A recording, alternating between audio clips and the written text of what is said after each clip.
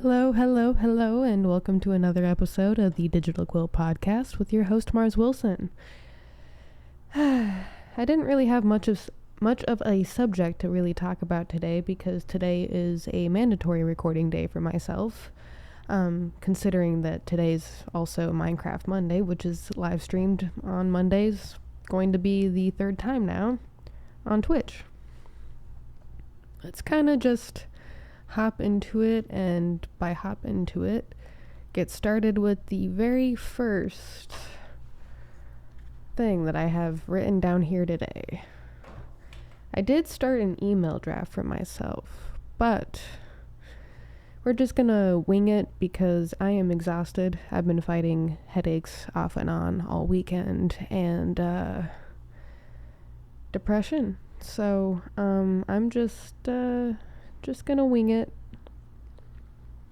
Man freed from prison after 27 years for a crime he didn't commit. This is an interesting headline that came across my feed today.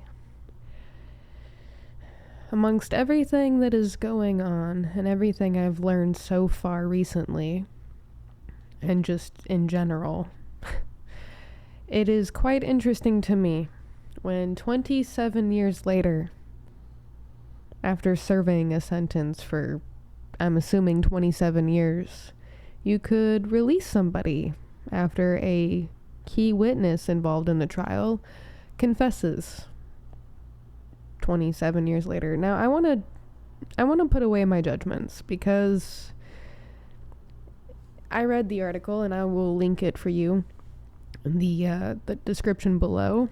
But let's see, where is it?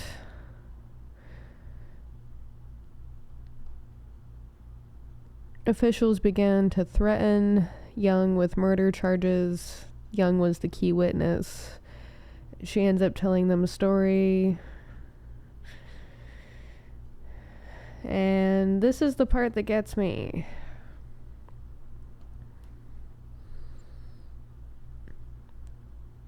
That was enough to get him convicted and sentenced to prison for life.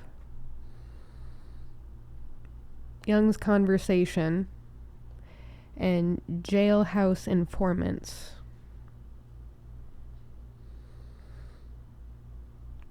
This is the part that got interesting too when I read, is over the years, all the jailhouse informants recanted their testimony and admitted the inmate had never confessed to killing anybody. Which further in the article, let me just get to that part because I am jumping ahead.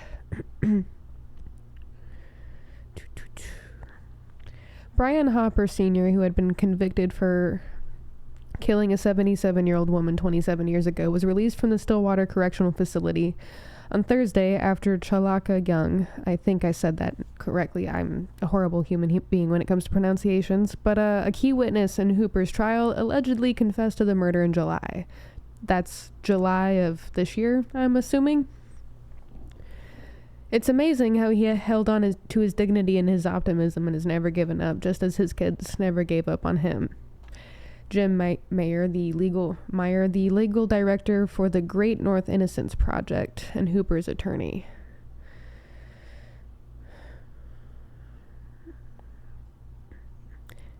The county attorney's office also confirmed the state's key trial witness had come forward not only to recant her testimony against Mr. Hooper, but to confess to killing Miss Prasniak and concealing her body.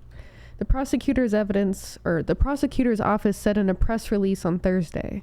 The judge's court order also confirms Chalaka Young as the witness who confessed to the crimes, according to the documents obtained by ABC News.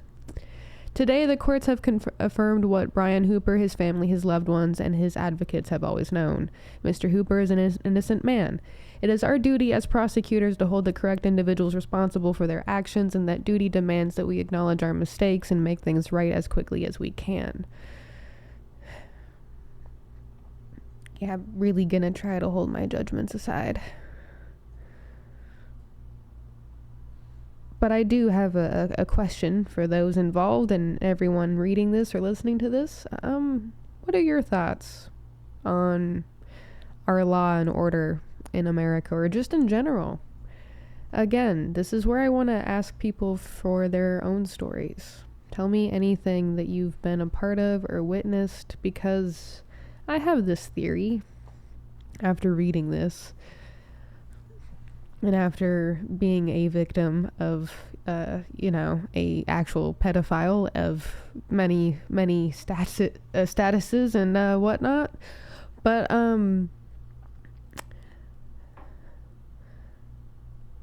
I want to know just how we think as civilians the law is on our side. Because I have enough just first-hand experience and second-hand experience from listening to people through the years of the grapevine that suggests to me that it isn't. And then that begs the next question for myself is, what do we do about it? What do we do about it besides the old adage, oh, vote? Because that's worked out really well for all of us, right?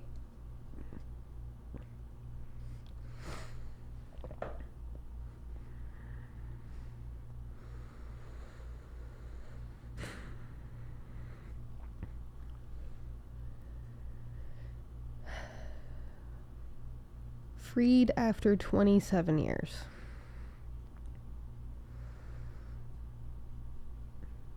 He was not the perpetrator, the murderer, I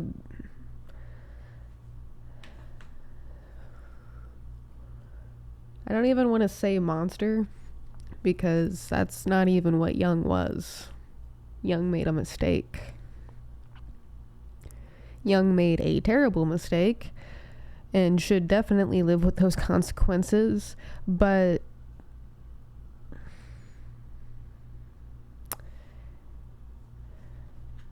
I have a lot of different ways I've thought of, and I want to continue to think of, on how we could make the systems better. But I'm only one human being, and I can think about these things until I'm blue in the face. So tell me your thoughts in the comments below. Send me your story ideas or your thoughts at any of the emails I've ever listed on this show. I will leave that information below in the description. And if it's not in the description on the episode that you are listening to, that might be because Substack has a problem with uploading not only video episodes to Spotify, which I figured out last night after a lot of research, and it's a thing. It's not as integrated as I wish it was, and that's why I need to do some research on website stuff. But 27 years? This man was in prison, wrongfully convicted, mind you, and the only thing that was going to free him was her testimony that she was the one that did it instead, 27 years later. And it's actually beautiful. Hold on, let me switch gears here. Let me go back to the video right here and log into my email, because I think I have a draft at least of my notes.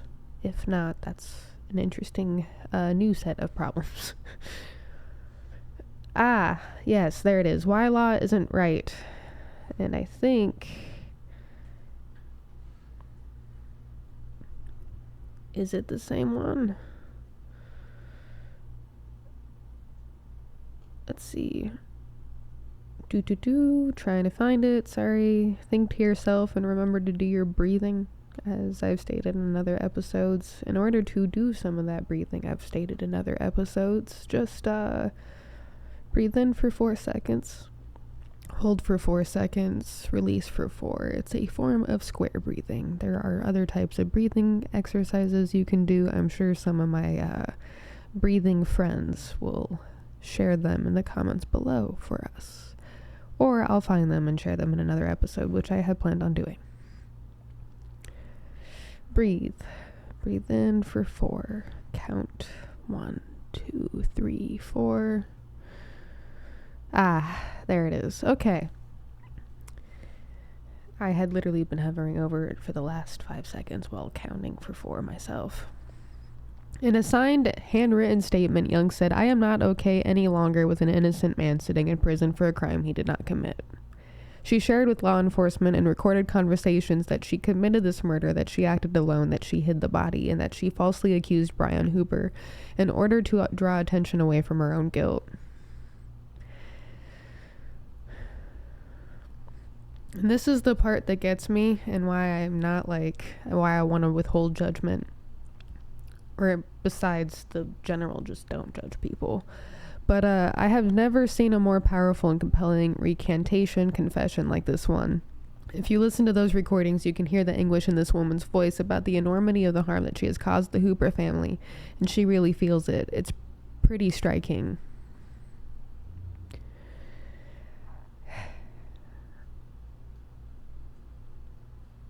This is one of the reasons why I think law needs to change. It's not... I had these notes started in my brain. They were going to go on paper or the email, but it's why I think law needs to change.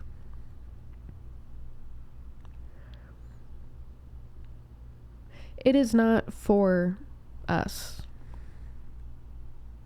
I'm going to retract my statement that it's a theory. I no longer think it's a theory. I've never really thought of it as a theory. There is enough story out there for us to be able to prove that the law is not for us. It's for them.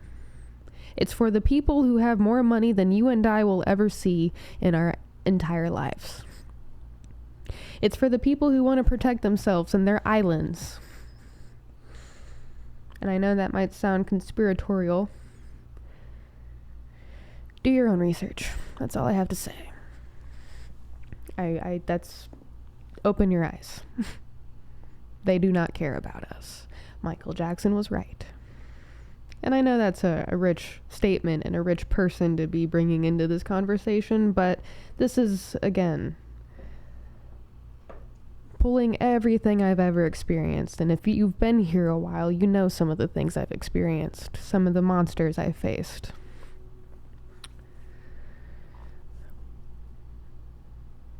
We live in a system not designed for people.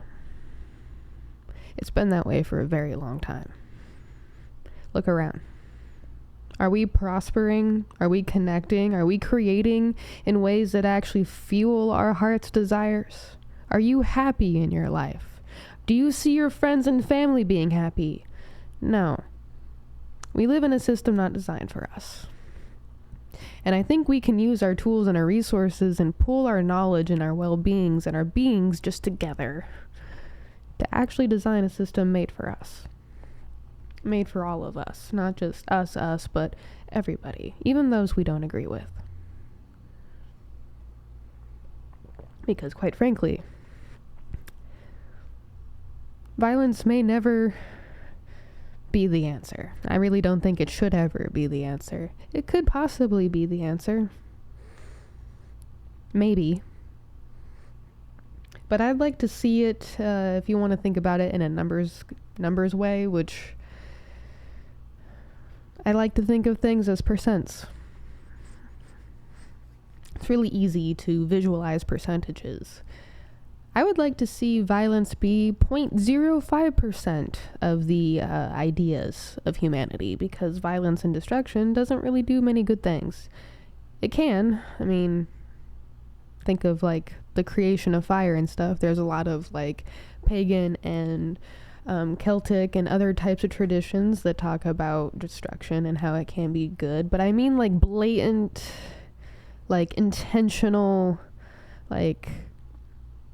You know what I mean, I think. I hope you know what I mean. Control for the sake of control.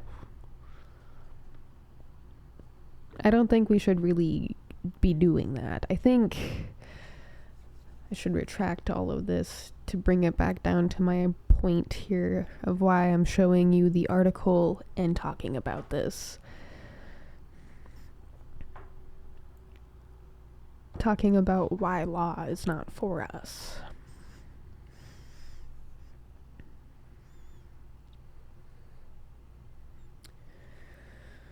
We are not taught how to handle our emotions, or our brains, or our bodies. We are not taught how to socialize or interact. We are actually forced not to in a lot of ways. I mean, think about what happened when you left school and entered the workforce. How often did you really start seeing your friends? And when did those friendships become work friendships or something to that alike? And I'm not saying those friendships aren't valid. No. I'm saying, like, think about the pattern and the changes of everything. There's patterns here. Patterns of divide, patterns of control, patterns of greed. And we're all subject to it. We're all capable of it. I don't think jailing every crime for years and years is necessarily the way to go. Because you know the statistics. You've seen them, you've read them, you've heard them through the grapevine yourself probably, about how often people become more likely to increase their crimes committed after coming out of jail or prison than when they were, going in. I cannot emphasize enough community, village, coexisting, connection, creation.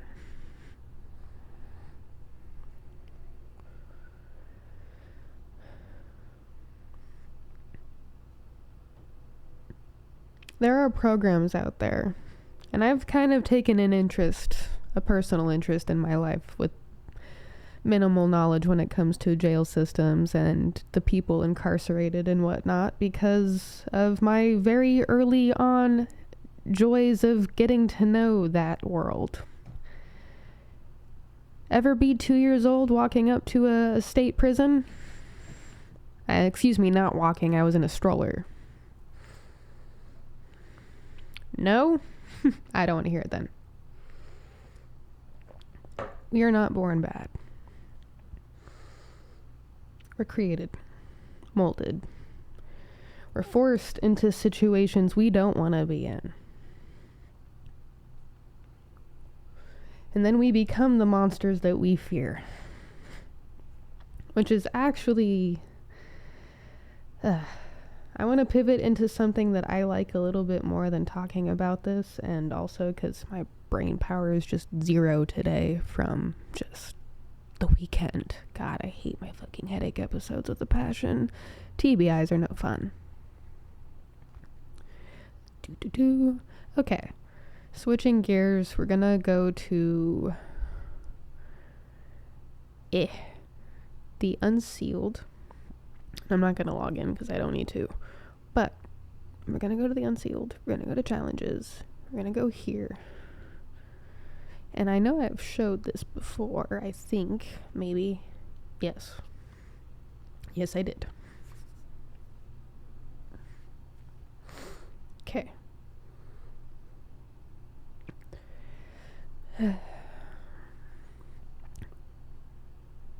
It's kind of interesting in a way, today's episode, when it comes to this and the earlier story, because in a way it's all kind of connected. And the more you listen and watch future episodes, you might start to kind of piece together the narrative in the world and the ideas that is everything, actually.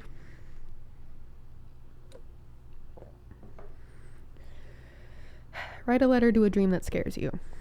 Sometimes the goals that mean the most are also the ones that intimidate us the most. Write a letter to a dream that feels overwhelming, risky, or even impossible. Share the fear it brings up, the doubt it stirs, and the reasons you still hold on to it. Let your words explore the tension between fear and hope, and the courage it takes to chase something that truly matters. Let your words explore the tension between fear and hope. Now, before I share what I'm working on diligently in the background of everything else I work on,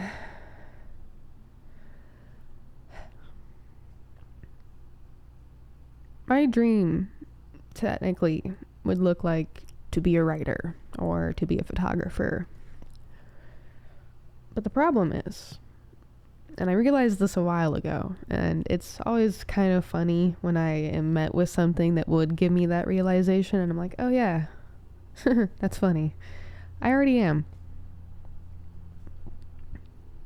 I already am a motherfucking photographer, a writer. I don't need to chase that dream. I already did it. I'm doing it.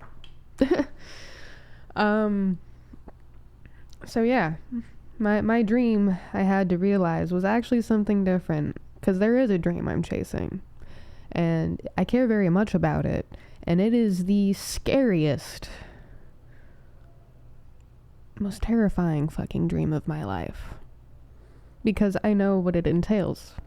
Barely. I've barely scratched the surface of what it entails. There's a lot of unknown, a lot of hope, a lot of trepidation. And today, I want to share a little bit of what I am working on. Now, I've talked about the unsealed community before. I'm not going to do that here. Ends up doing it anyway, no. This community, these writing projects, these challenges, I don't enter them with hopes of being voted for. Actually, I strongly encourage you to vote for other people on the community when I share my vote here links or whatever, because I'm like, dude, them. I do it because I love writing. I write through everything. I write so much. I have so many notes. There were periods where I didn't write anything at all, and that was damn near detrimental to myself. I use writing as a form of healing, and also a way to give my voice that's really quiet a little bit more power, and also to amplify the voice that may be screaming at me and I just can't hear it because it's screaming at me. No one likes being screamed at.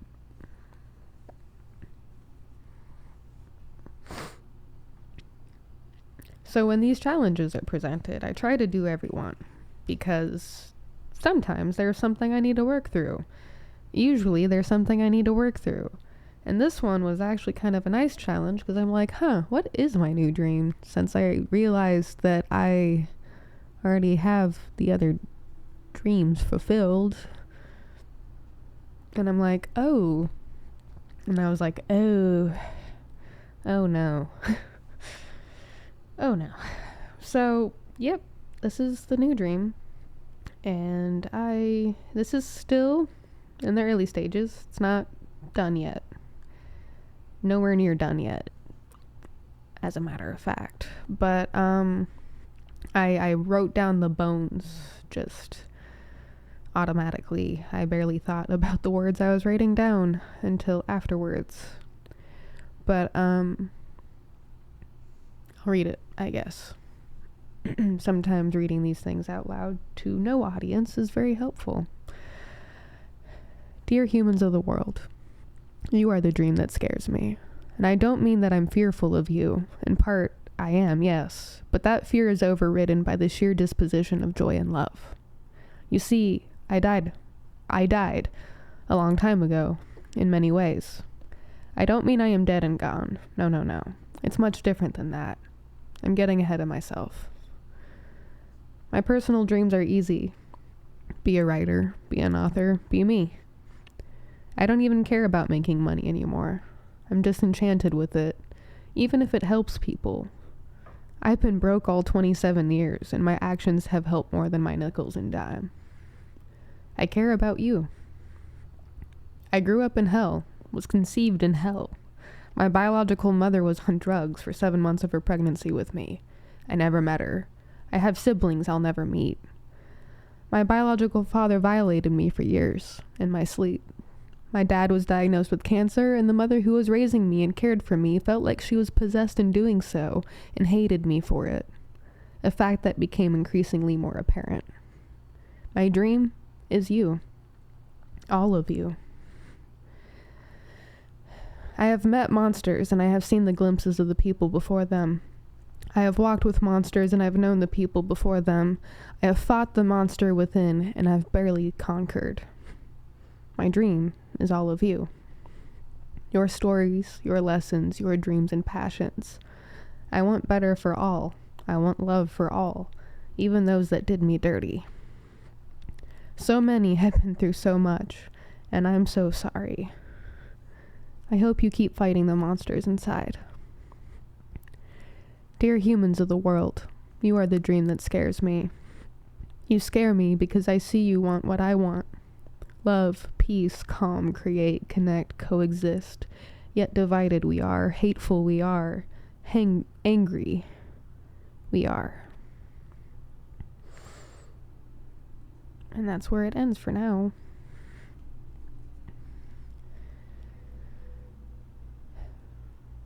It's not close to done, but I think I have a decent framework. And probably true to my fashion, within like 48 hours before the contest is over and I can't enter my submission, I'm going to be like, Eureka! And then furiously write the actual final thing. And then it'll be completed, and I'll be submitting it, and then I'll have to come up with a fancy photo submission. Oh. Nah, that's too gauche. I can't do that. I could, though, do something else entirely.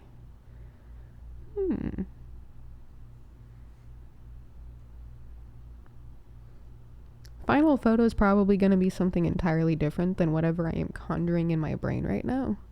But something is there, and it helps fit the piece together.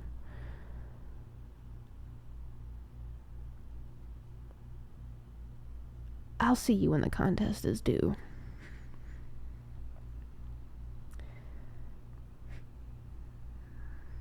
My dream is people. I've seen too much.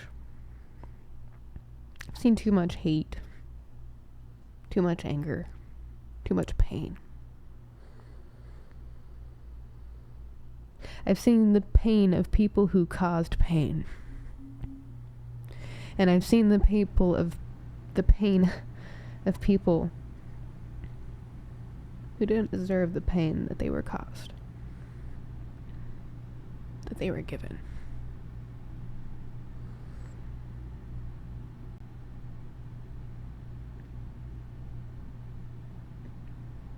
I want better for all of us. I want people who cause pain to not cause pain. And I want people to not feel pain.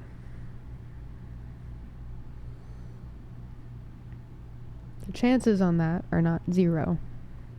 Because without a little bit of pain, you wouldn't know the difference. Without the rainbow, you wouldn't know the rain or something like that. But I think we can bring those numbers down. The stats I see, the statistics and percentages in my brain that are all laid out for me. And I'm sure for a lot of you too.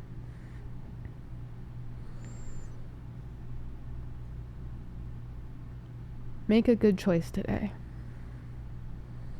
Make a neighborly choice today.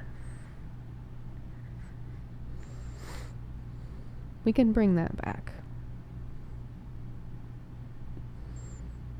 We don't need the bigwigs or the people in power to find our humanity again.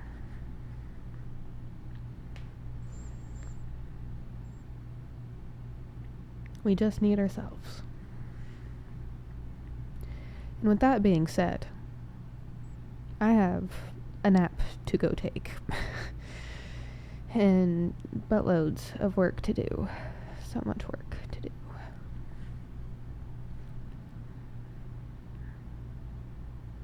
Keep going, humans of Earth.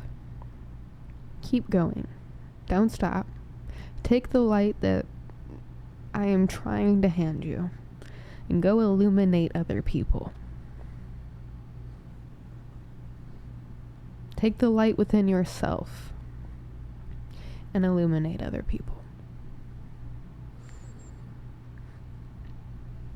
Brighten the world with you.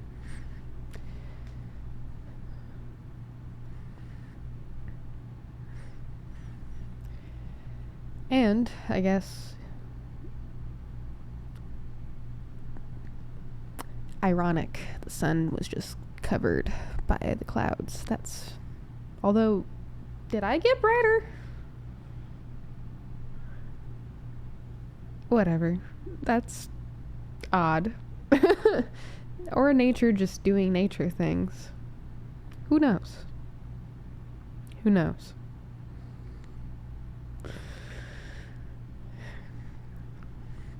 Have a great day. Have a great week. Have a great life. You truly deserve it. And thank you for existing. It takes a lot to exist. Especially right now. Keep going. Don't stop. And maybe we'll see a better tomorrow for all of us.